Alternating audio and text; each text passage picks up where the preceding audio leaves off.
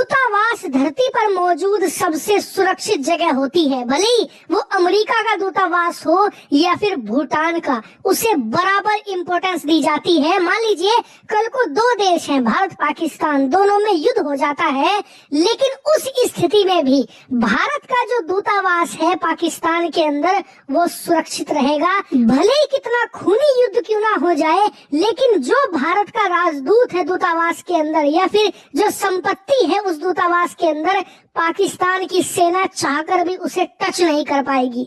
ये होती है दूतावास की ताकत।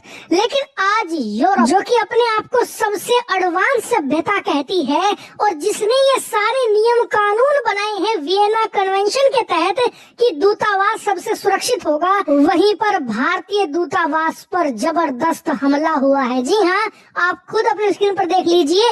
मैं किसी प्रोटेस्ट की बात नहीं कर रहा कि जो दूतावास के बाहर हो गया या कुछ लोग झंडा लेकर आ गए, नहीं। क्रोएशिया के अंदर भारत का जो मुख्य दूतावास है उसके अंदर लोग घुसे, तोड़फोड़ करी और पूरी तरीके से संपत्ति को नुकसान पहुंचाया गया।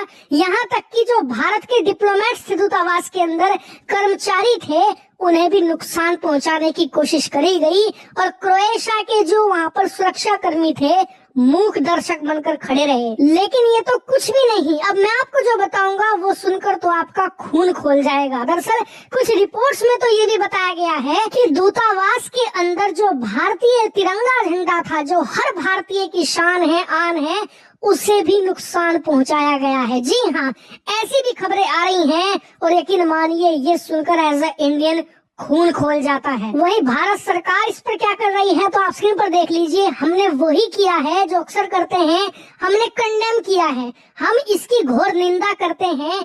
इसके अलावा हमने क्रोएशिया के खिलाफ कोई भी कदम नहीं उठाया है। जी हाँ, और मुझे पता है आप में से कुछ लोग होंगे जो कि सरकार से जुड़े हुए हैं या किसी प्रकार से समर्थक हैं, आपको बुरा लगेगा, लेकिन बात सत्य है। जितना शर्मनाक ये हमला होना है ना, उतना ही शर्मनाक भारत का रिस्पॉन्स है। लेकिन आपका सवाल होगा कि ये हमला करवाया किसने है, तो देखिए ये हमला करवाया है खलिस्तानियों ने। उन्होंने इसकी जिम्मेदारी ली है और इसके पीछे भी एक अजीब पैटर्न है। देखिए क्रोएशिया एक तो छोटा देश है, इतने वहाँ इंडियन भी नहीं रहते और इसीलिए भारत का जो दूतावास है वो काफी हद तक सुरक्षित माना जाता है, इसीलिए ज्यादा सिक्योरिटी भी नहीं है।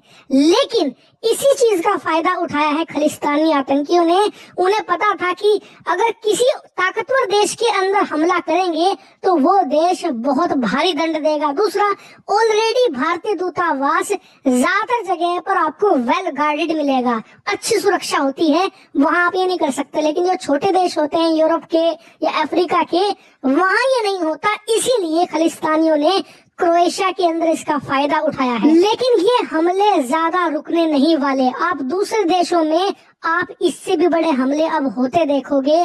कारण है भारत का रिस्पॉन्स, इतना लथार्जिक, इतना आलस भरा रिस्पॉन्स है। इससे तो खलिस्तानियों के जो हौसले हैं और बढ़ जाएंगे कि ये भारत है, ये तो स्टेटमेंट दे देंगे दो चार, इसके अलावा ये हमारा कुछ नहीं बिगाड़ सकते, चलो और हमले करते हैं। और आप में से जिन लोगों को बुरा लग रहा है ना मेरी बात का, आपको बता दूं, अगर ये हमला किसी ठीक ठाक देश पर हुआ होता ना, तो वो पहले तो उस देश को बेस्ट ट्रीटमेंट देता जहाँ पर हमला हुआ है और उसके बाद कहता तुरंत इन लोगों को पकड़कर डिपोर्ट करो हमारे देश में, वरना अगली बार भी तुम्हारा इलाज करेंगे। और इससे सभी देशों को मैसेज भी जाता है कि फलाने देश की एम्बेसी पर या उसके हितों को सुरक्षित रखेंगे, वरना करेगा कोई और भरेंगे उसकी सजा हम। और इसी का कारण ये है कि चीन के अंदर इतनी सेपरेटिस्ट मूवमेंट चल रही है, पाकिस्तान में इतनी सेपरेटिस्ट मूवमेंट चल रही है, लेकिन मजाल है कोई पाकिस्तान की एम्बेसी में घुसकर ये कर दे, नहीं हो सकता, क्योंकि उनका रिस्पॉन्स लेवल डिफरेंट है। हम स्टेटमेंट कागज पर लिखकर मीडिया में जारी करते हैं, सोचते हैं कि हमने डिफरेंस क्रिएट कर दिया, नहीं, दुनिया ऐसे काम नहीं करती।